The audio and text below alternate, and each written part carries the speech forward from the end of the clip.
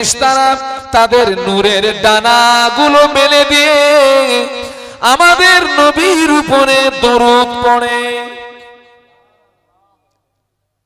সবাই মিলে একটু মহব্বতের সঙ্গে বলুন, ভালো লাগবে। জবান খুলে একটু বলুন তো আল্লাহু আকবার। আরো জোরে বলুন, জবান খুলে বলুন। প্রত্যেকদিন আল্লাহ সকালবেলা ফজরের রক্তে কত হাজার ফেরেশতা? 70,000 আল্লাহ নাজিল করেন। ওই 70,000 ফেরেশতা বিশ্বনবীর মাজার মুকাদ্দাসের চারিপাশে ঘিরে দাঁড়িয়ে তাদের নূরের ডানাগুলো মেলে দিয়ে আমাদের নবীর উপরে দরুদ পড়ে। এই ফেরেশতাদের সময় হচ্ছে সকাল থেকে সন্ধ্যা। সন্ধ্যার সময় ফেরেশতা চেঞ্জ হয়, পরিবর্তন হয়। আবার 70,000 ফেরেশতা আল্লাহ পাঠান।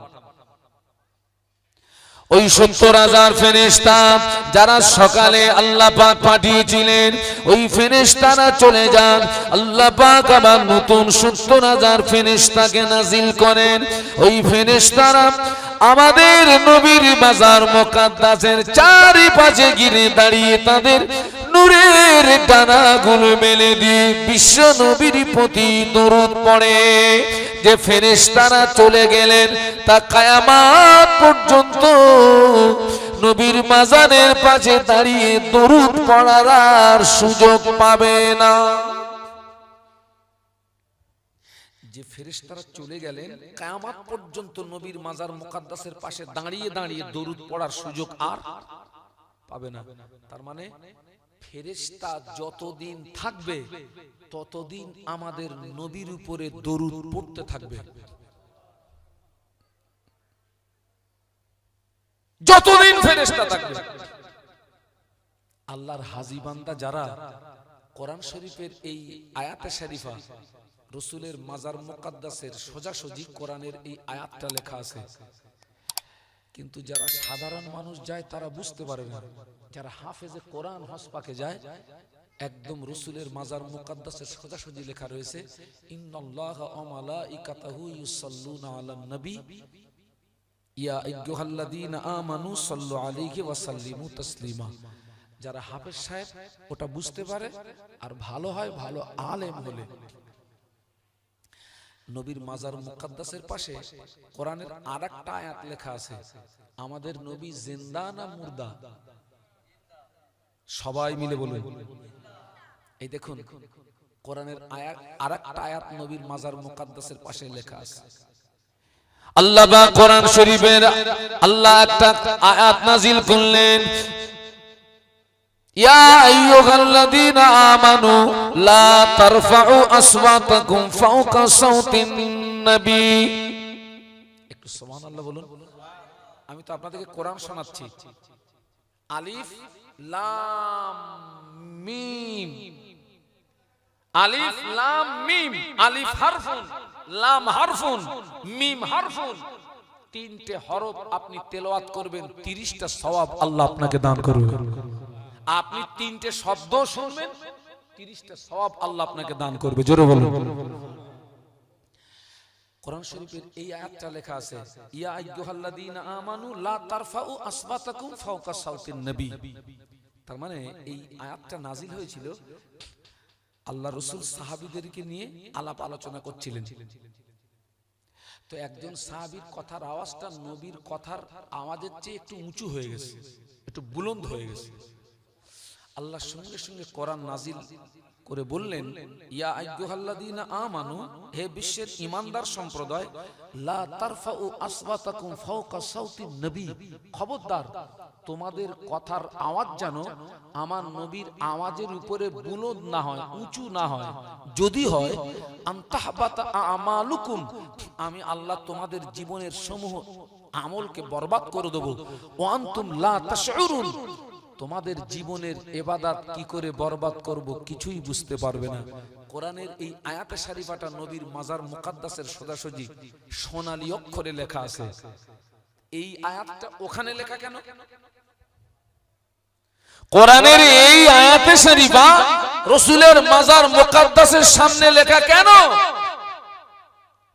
ওই আয়াতে শরীফা তারা আল্লাহ পাক আগত হাজী বান্দাদের সম্বোধন করে বলেন, ও আমার হাজী বান্দারা, তোরা আমার মাজারে, আমার নবীর মাজারের পাশে দাঁড়িয়ে জোরে কথা বলবি না।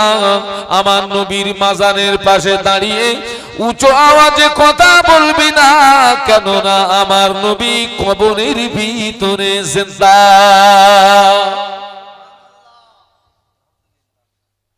আমার নবীর মাজারের পাশে দাঁড়িয়ে তোরা যেন খবরদার জোরে কথা বলবি না।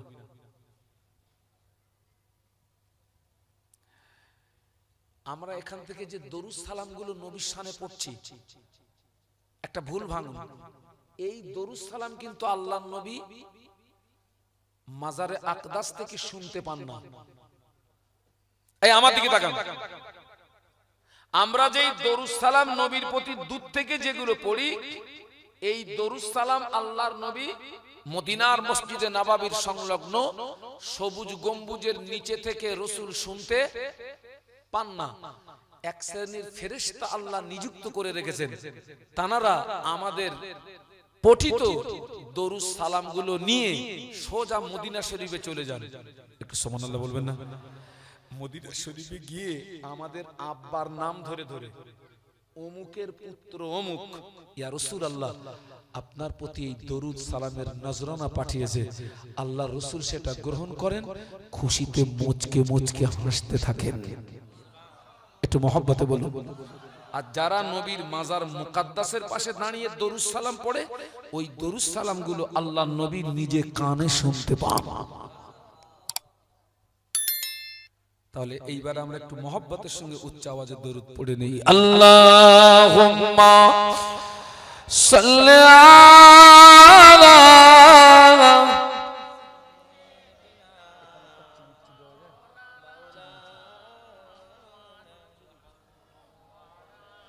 বাবা, তোমরা এখন দাঁড়িয়ে কষ্ট পাচ্ছ কেন বাপ? ওই দেখো চলে যাচ্ছে, কি যন্ত্রণা বলো দিন। এই তোকে দুটো পায়ে ধরি, পালাচ্ছে, ওই দেখো পালাচ্ছে। দাঁড়াইছিল ভালো ছিল, তোকে তো বলিও মরিস বাবা মাহফিলে। একটু মহব্বতের দরুদ। আল্লাহুম্মা সাল্লি আলা সাইয়্যিদিনা মাওলানা মুহাম্মদ ওয়া আলা আলিহি।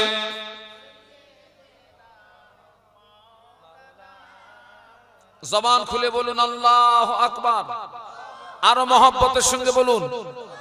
তাহলে ওয়াজ জানা ভুলবেন না। ফেরেশতা দিয়ে আদম নবীকে সেজদা করিয়ে আদম নবীর সম্মান বাড়িয়ে দিয়েছেন, সেটা ছিল একটা সময়ের সঙ্গে সীমাবদ্ধ।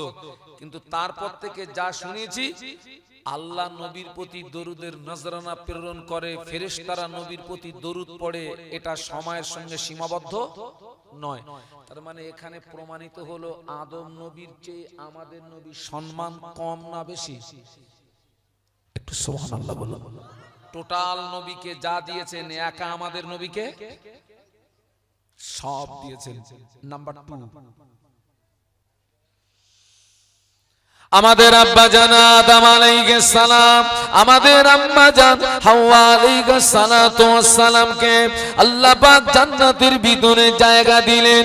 আল্লাহ পাক জান্নাতের ভিতরে জায়গা দিয়ে আল্লাহ পাক খোলা অর্ডার করলেন, এই আদমে হাওয়া জান্নাতের সমস্ত নেয়ামত ভোগ করবে, তবে একটা কথা মনে করে রেখো, লা তাকরাবা হাদিহিস শাজারা, খবরদার এই গাছটি নিকটবর্তী যেন হবে না।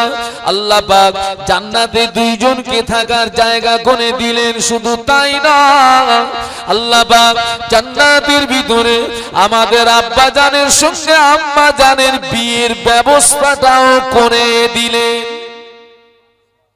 একটু বলুন, একটু মহব্বতে বলো না। আল্লাহ দুইজনকে জান্নাতে থাকার জায়গা করে দিলেন এবং দুইজনের সঙ্গে জান্নাতে বিয়ের ব্যবস্থা করে দিলেন। বিয়ে হলো, আব্বাজানের সঙ্গে আম্মার বিয়ে হলো। বিয়ের ব্যবস্থা করেছেন কে?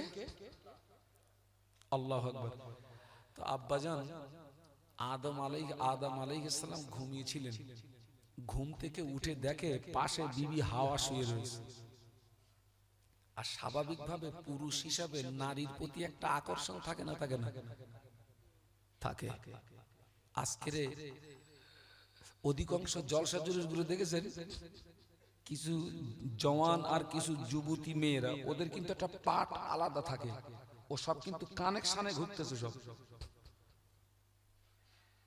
বিশ্বাস করেন, ও একটা দল আছে, এই কমিটির ছেলেরা আমার বলেছে হুজুর পর্দা সম্পর্কে বলবেন। আমি বললাম খোকা ও আর হবে না, আমার কাছে লাঠি দে, দেখ আমি আজকের এখানে ওয়াজ করব না, শুধু আমার কাছে একটা লাঠি দে আর তোর একটু অনুমতি দে, আমার পর্দা কোথায় হচ্ছে একটু দেখ। বাবা তো আব্বাজান ঘুম থেকে উঠে দেখে পাশে কে শুয়ে আছে, বিবি হাওয়া। আর পুরুষ হিসাবে নারীর প্রতি একটা কি থাকে বলেছি, আকর্ষণ, টান থাকে। তো আব্বাজান হাত বাড়িয়েছেন আম্মার দিকে। আম্মাজান বলছেন হুজুর আল্লাহ আমাদের জান্নাতে থাকার ব্যবস্থা করে দিয়েছেন, আল্লাহ আমাদের জান্নাতে বিয়ের ব্যবস্থা করে দিয়েছেন, আলহামদুলিল্লাহ। তা আপনি যে আমার দিকে হাত বাড়াচ্ছেন, আপনি আমার মোহরানা আদায় করেছেন? কি কি মোহরানা? দেন মোহর। আচ্ছা ভাই, আমাদের দেন মোহর শোধ হয় কবে? লাশ তখন খাটিয়া বলতেছে হুজুর দাঁড়ান, এখন দেন মোহর পরিশোধ হয়নি, ইরির ভিতরে কত কি হয়ে গেছে। এখন তো দেন মোহর বানতেছে 1,71,650 টাকা 51 পয়সা। ও মাল দেবে বলে মনে হয়, ও দাম বাড়াচ্ছে। আমি কত টাকা দেখো আমার, হ্যাঁ দে দে, রেট তুলে দে, টাকা দেয় না। এই ছেলেরা, তোমাদের যাদের বিয়ে হয়নি তোমাদের বলে যাচ্ছি, শরীয়তের নিম্ন সংখ্যা যেটা, সেটা তুমি দেনমোহর ধার্য করবে, একদম নিম্ন সংখ্যা যেটা শরীয়তে। এবং বিয়ের মজলিসে উকিল মারফত ওই টাকাটা তোমার স্ত্রীর ঋণ পরিশোধ করে দেবে বিয়ের মজলিসে। বাড়িতে গিয়ে তবে বিবিকে টাচ করবে, ঋণ পরিশোধ করার আগে যেন স্ত্রীকে টাচ করো না। তো আম্মাজান বলছেন হুজুর আমার দেন মোহর, আপনি মোহরানা আদায় করেছেন? আচ্ছা ভাই, আব্বাজানের কাছে টাকা আছে? কথা বলেন না কেন আপনারা? সোনা আছে, রূপো আছে, জান্নাতে যা নাজ নেয়ামত, একটারও মালিক কি আব্বা আদম? না। আমাদের আব্বাজান আল্লাহ পাককে ডাক দিলেন, ও রব্বুল আলামিন, আল্লাহ পাক আপনি আমাকে দয়া করে জান্নাতে থাকার জায়গা করে দিয়েছেন। আল্লাহ পাক আপনি আমাকে জান্নাতে বিয়ের ব্যবস্থা করে দিয়েছেন। আলহামদুলিল্লাহ, বিয়ে আমার সমাপ্ত হয়ে গিয়েছে। আল্লাহ পাক আমার বিবি হাওয়া আমার কাছে মোহরানা চায়। আল্লাহ আমার দেওয়ার মতো তো কিছুই নাই। জান্নাতে যা কিছু নাজ নেয়ামত সব কিছুর মালিকানা তো আপনার আল্লাহ, আমার বলে তো কিছুই নাই। আমি কি দিয়ে আমার স্ত্রীর দেনমোহর পরিশোধ করব? আল্লাহ বলে, আদম ঠিকই বলেছো আদম, সত্য বলেছো আদম। আয় আমার নবী আদম, আমি আল্লাহ তোমাকে একটা রাস্তা বলে দিচ্ছি। তুমি আমার আখিরি জামানার নবীর নামের উপরে 20 বার দরুদ শরীফ পড়ে না। আমার আখিরি জামানার নবীর নামের উপরে 20 বার দরুদ শরীফ পড়ে না। আমি আল্লাহ পাক আমার হাবিবের উপরে পঠিত দরুদ তোমার পক্ষ থেকে তোমার বিবির মোহরানা বানিয়ে দেব।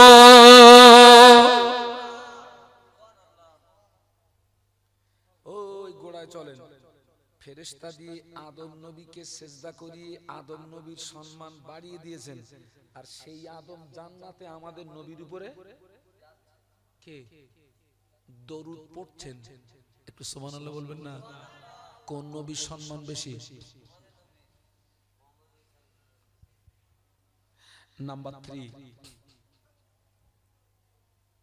আল্লাহ পাক ফেরেশতা দিয়ে আদম নবীকে সিজদা করিয়ে আদম নবীর সম্মান বাড়িয়ে দিয়েছেন।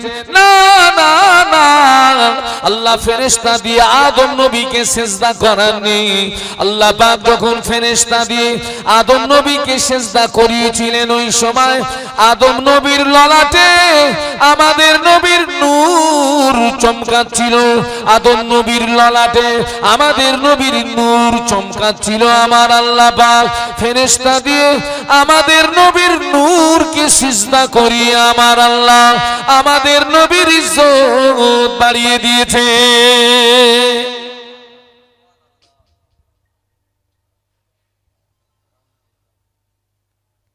তিলকা রুসুলু ফাদ্দালনা বা'দাহুম আলা বা'দ। আল্লাহ একজন নবীকে মুজিজা হিসেবে যা দিয়েছেন আরেকজনকে তা দেননি। টোটাল নবীকে যা দিয়েছেন একা আমাদের নবীকে সব দিয়েছেন, বলুন সুবহানাল্লাহ। এবং বলেছিলাম আমাদের নবীকে আল্লাহ এমন 5টা বিষয় দান করেছেন যা तमाम পৃথিবীর অন্য কোন নবী রাসূলকে দেননি। আল্লাহ পাক আদম আলাইহিস সালামকে জান্নাতের জিনিসের নামগুলো আল্লাহ শিখিয়ে দিলেন। জান্নাতের প্রত্যেকটা জিনিসের নাম আল্লাহ আমাদের আব্বাকে শিখিয়ে দিলেন। এটার নাম কি? খোকা তুই একটু চুপ কর। এটার নাম কাপ, এটার নাম প্লেট। আল্লাহ এরকম একটা একটা জিনিসের নাম আদম নবীকে আল্লাহ পাক শিখিয়ে দিলেন। আদম এটার নাম এই, এ আদম এটার নাম এই। সূরা বাকারা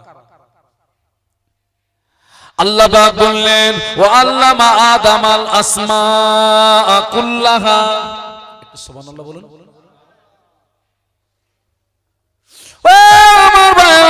আল্লাহ পাক আমাদের নবী আদম আলাইহিস সালামকে জান্নাতের একটা একটা জিনিসের নামগুলোকে শিখিয়ে দিলেন। আল্লাহ পাক আদম নবীকে জান্নাতের জিনিসের নামগুলো শিখিয়ে দিয়ে আল্লাহ আবার ফেরেশতাদের ডাকলেন। আল্লাহ ফেরেশতাদের ডেকে বললেন সুম্মা আরাদাহুম আলাল মালাইকাতি ফাকালা আম্বিউনি বিআসমাই হাউলাই।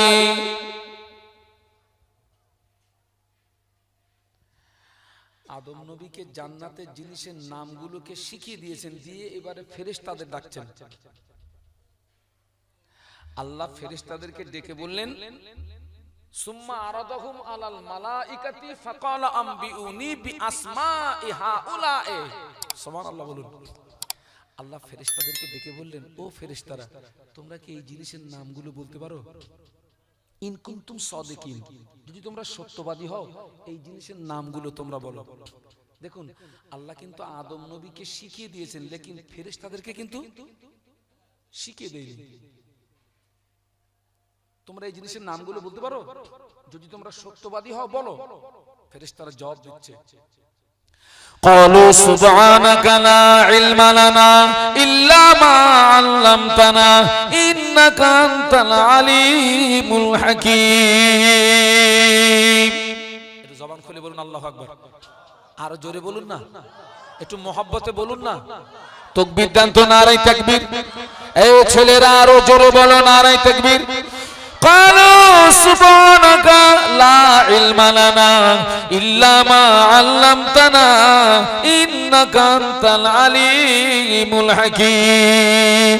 ফেরেশতারা আল্লাহর পবিত্রতা ঘোষণা করে বলে আল্লাহ এই জ্ঞান আমাদের নেই, আল্লাহ এই জ্ঞান তো তুমি আমাদের দাওনি আল্লাহ। ফেরেশতারা যখন অসমর্থ হয়ে পড়ল, জবাব দিতে পারল না, আল্লাহ ওই সময় আদম নবীকে ডাকলেন এ আমার আদম এই জিনিসের নামগুলো কি তুমি বলতে পারো? আদম নবী টপ টপ করে জিনিসের নামগুলো বলে দিলেন। আল্লাহ পাক ফেরেশতাদের সামনে আদম নবীর জবান থেকে জান্নাতের জিনিসের নামগুলোকে আল্লাহ বার করিয়ে নিয়ে আল্লাহ আদম নবীর সম্মান বাড়িয়ে দিয়েছেন। না না না, কোরআন শরীফ 27 পারা সূরা রহমানে চলে আসুন বাবাজি। আল্লাহ পাক আদম নবীকে জান্নাতের জিনিসের নাম শিখিয়ে দিয়ে ফেরেশতাদের সামনে আদম নবীর ইজ্জত বাড়িয়ে দিয়েছেন। না না না, আল্লাহ পাক বলেন আর রহমান আল্লামাল কোরআন খালাকাল ইনসানা আল্লামাহুল বায়ান। আল্লাহ পাক আমাদের নবীর উপর দয়া পরবশ হয়ে আল্লাহ আমাদের নবীকে গোটা 30 পারা কোরআন পড়িয়ে দিয়েছে। জান্নাতের জিনিসের নাম শিখিয়ে দেওয়ার তুলনায় কোরআন শিখিয়ে দেওয়ার গুরুত্ব মর্যাদা আল্লাহ আমাদের নবীকে গোটা 30 পারা কোরআন আল্লাহ পড়িয়ে দিয়েছেন। একটু জোরে বলুন, আর একটু জোরে বলুন।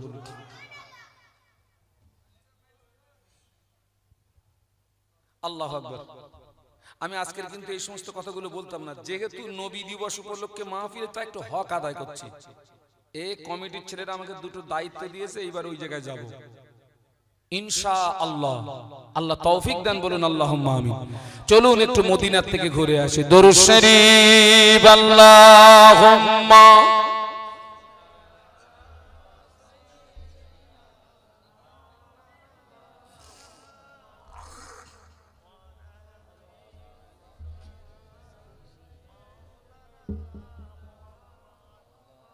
ও সোনার ছেলেরা, আমরা এতগুলো মানুষ, বাপ একটু জোরে জোরে পড়ো না বাবা। আল্লাহুম্মা সাল্লি আলা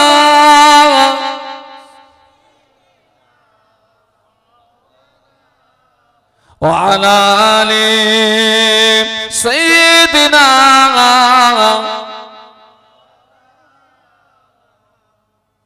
পয়গম্বর কারোজা দেখা দে खुदाया दरे मुद्दत से मिला दे खुदाया शरबे मोहब्बत पिला दे खुदाया पैगंबर का रोजा देखा दे खुदाया अल्लाहुम्मा पढ़ो बाबा।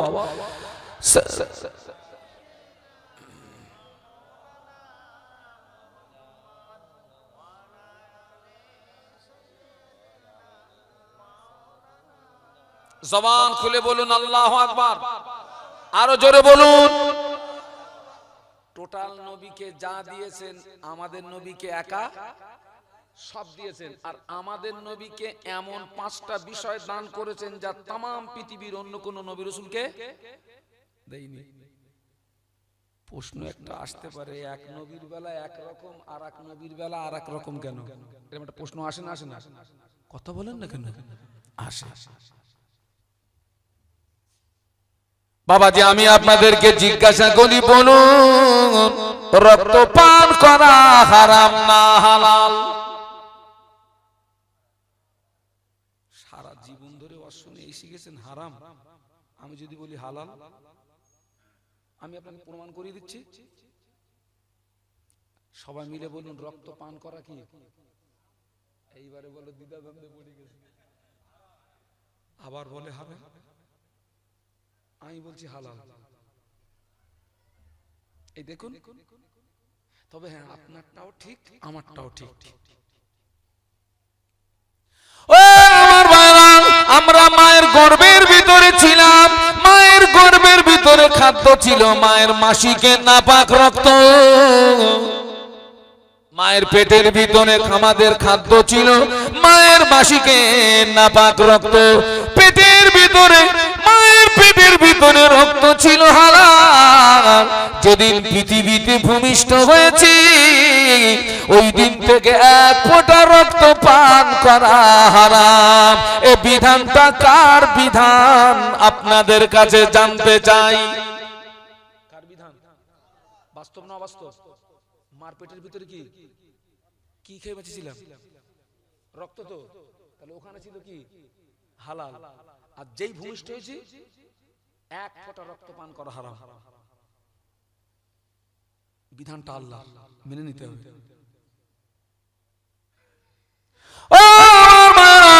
একটা পুরুষ একই সঙ্গে 4টে মেয়েকে বিয়ে করতে পারে। কটা? কোরআনের ঘোষণা। সুবহানাল্লাহ বলুন, একটু জোরে বলেন না। আরে ওয়াজ আপনাদের আদায় করে নিত, এমন জোরে সুবহানাল্লাহ বলবো হুজুর এমনি লাভ পাবে। কি চিচি করতেছেন সব? আমি একটা হাই সুগারের রোগী? হ্যাঁ,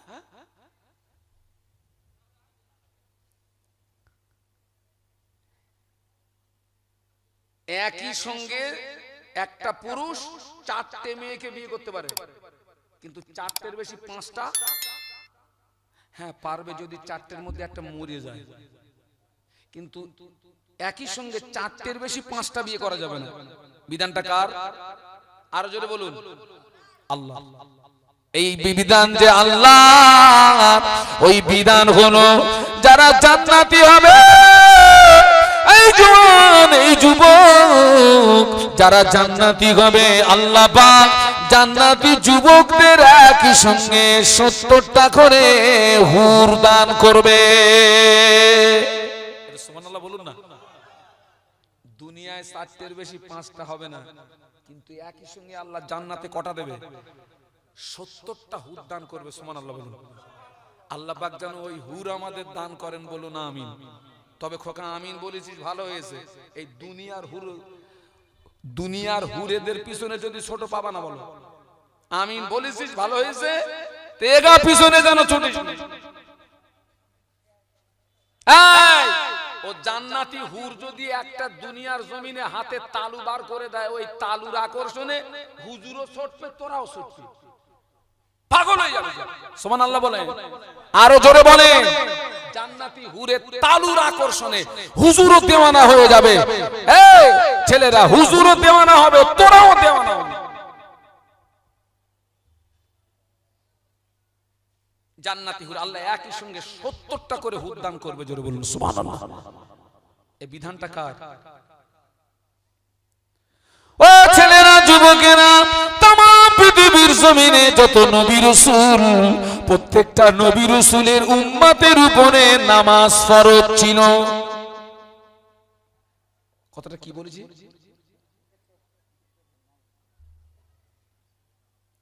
তামাম পৃথিবীর জমিনে যত নবী রাসূল, সমস্ত নবী রাসূলের উম্মতের উপরে নামাজ ফরজ ছিল। সমস্ত নবীর উম্মতের উপরে নামাজ কি ছিল? ফরজ। অন্য নবী আর আমাদের ভিতরে পার্থক্যটা দেখুন। অন্য নবীর উম্মতদের নির্দিষ্ট জায়গায় নামাজ ছাড়া ওরা যদি অন্য কোথাও নামাজ পড়ে, নামাজ আদায় হবে না। বাবাজি, তাদের ইবাদতের নির্দিষ্ট জায়গা ছিল, মনে করুন মসজিদ। তারা যদি মসজিদ ছাড়া অন্য কোথাও নামাজ পড়েও নামাজ আদায় হবে না, তাদের ইবাদতের জন্য নির্দিষ্ট জায়গাতে যেতে হতো। না না না, আমাদের নবীর সম্মান এত বেশি, আল্লাহ পাক আমাদের নবীর ইজ্জতের খাতিরে, তাজিমের খাতিরে আল্লাহ তামাম পৃথিবীর জমিন আমার আল্লাহ আমাদের জন্য পাক করে দিয়েছেন, এবং তামাম পৃথিবীর জমিনটা আল্লাহ আমাদের জন্য মসজিদের হুকুম করে দিয়েছে। একটু মহব্বতে বলুন সুবহানাল্লাহ, আরো জোরে বলুন। অন্য নবীর উম্মতদের ইবাদতের জন্য নির্দিষ্ট জায়গায় যেতে হতো। দৃষ্টান্ত স্বরূপ কি বলেছি? মনে করুন মসজিদ, তাদের মসজিদ ছাড়া অন্য কোথাও নামাজ পড়লেও নামাজ হবে না। বাবা, আজ ওই নিয়ম যদি আমাদের জমানায় থাকতো যে মসজিদ ছাড়া নামাজ হবে না, ওই নিয়ম যদি এখনো জারি থাকতো, আপনারা সাধারণ মানুষ, আমরা সমাজের দায়িত্বশীল ব্যক্তি, আমাদেরও নামাজ কাজা যেত না? যেত না? যেত না? আল্লাহ পাকের শান, আল্লাহ আমাদের নবীর তাজিমের খাতিরে আমাদের জন্য জমিন পাক করে দিয়েছেন, আর তামাম পৃথিবীর জমিনটাকে আল্লাহ নবীর উম্মতের জন্য সিজদার জায়গা করে দিয়েছেন। একটু জোরে বলুন, আরো জোরে বলুন। এরপরে উম্মত, সব উম্মত বলুন বলুন বলুন।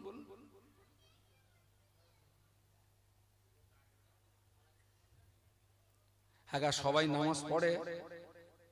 একটু কথা বলো বাপ। না, তোমরা কারা কারা পড়ো না একটু হাত তুলে দেখাও দিন। পড়ো না কারা?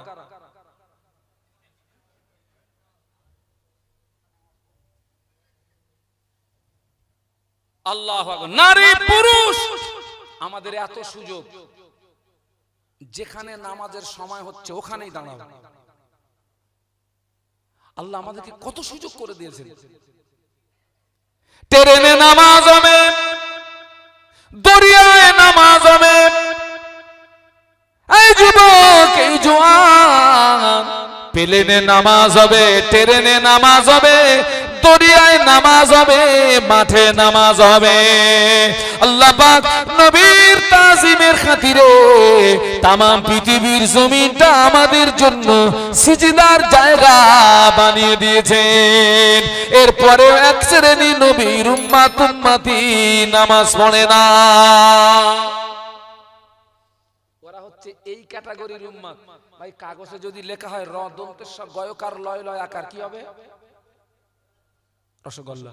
ওইটা কাগজে লিখে যদি সাঁটি টেস্ট পাবো? হ্যাঁ, এই কাগজে রসগোল্লার নাম লিখে চাটলে রসগোল্লার টেস্ট পাওয়া যায় না।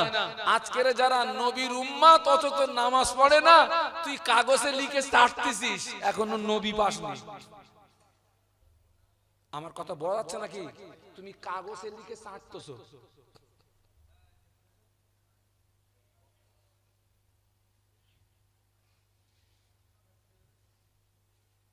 নারী পুরুষ নির্বিশেষে।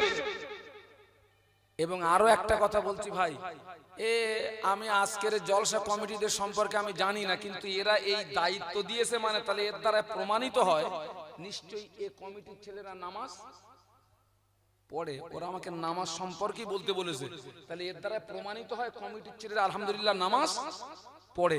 কিন্তু ভাই আপনারা তো আমার একদম পা থেকে মাথা পর্যন্ত সব চেনেন যে আমার তো, আমি যখন এই সমস্ত এলাকায় জীবনের প্রথমের দিকে এসেছি তখন আমি ছিলাম নওজোয়ান।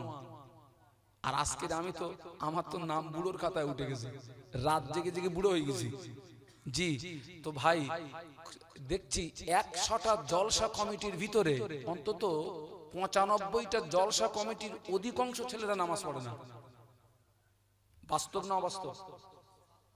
ওরা মনে করতেছে নামাজ পড়ি আর না পড়ি, বছরে একটা করে মাহফিল দেবো, বড় বড় হুজুর ধরিয়ে আনবো, কায়দা করে জান্নাত নিয়ে উঠে পারবো।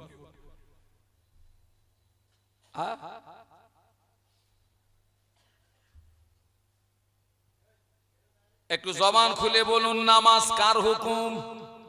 একটু জোরে বলো বাপ। তোমার গা দুটো পায়ে ধরে বলতেছে, একটু জোরে বলো দিন, আরো জোরে। এই জওয়ান, এই যুবক, আল্লাহর হুকুম আমরা সব মানি না। আজকের দেখুন খোদার গজব, কি গজব। আগে ঠুসি দেখতাম গরুর মুখে, গরুর মুখে ঠুসি। তোরা আল্লাহর হুকুম মানবি না, আল্লাহ সেই ঠুসি এখন আমাদের মুখে পরিয়ে দিয়েছে। বাস্তব না বাস্তব? আরে ঠুসি দিতাম কাদের মুখে? গরুর মুখে। তো আমি নিজে গরুর মুখে ঠুসি পরাইছি। এখন সেই ঠুসি কাদের মুখে? মানুষের। সবে আল্লাহ ঠুসি পরিয়ে দিয়েছে। এরপরে যদি মুসলমান সোজা না হয়, আল্লাহ এবার চোখ দুটো বেঁধে দেবে, মুখো বাঁধা, চোখো বাঁধা, চারিদিক দিয়ে মারবে, মার দেখতে পাবি না। সবে মুখে দেশে এবার চোখ দুটো বাঁধবে, বেঁধে এবার মারবে, খাপা খাপ মারবে, থপনায় মারবে।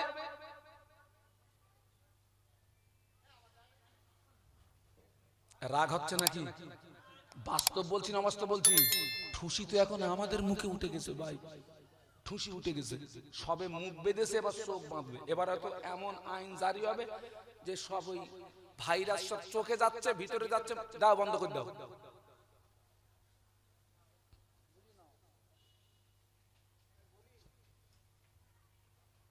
আল্লাহু আকবার।